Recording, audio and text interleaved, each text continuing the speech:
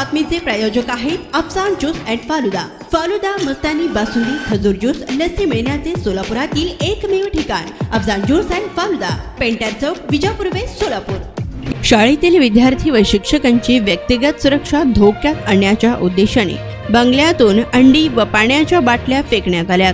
ही घटना सोनामाता आदर्श बालक मंदिर येथे मंगळवारी 12 मार्च रोजी सकाळी 7:15 सुमारास घडली। या प्रकरणी दाखल फिर्यादीच्या नुसार सदर बाजार पोलिसांनी चिराग दावडा यांच्यासह दोघांविरुद्ध गुन्हा दाखल करण्यात आल्याचे शहर पोलिसांनी सांगितले।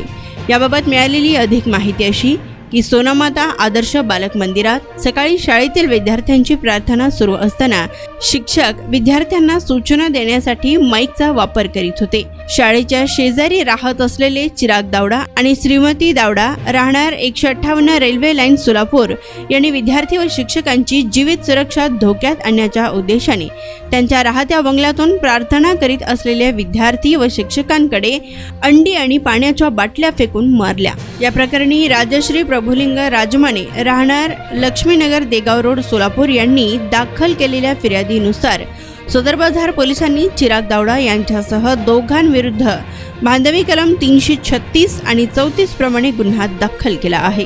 याबाबतीत पोलीस हेड कॉन्स्टेबल गायकवाड हे या गुन्ह्याचा अधिक तपास करीत आहेत।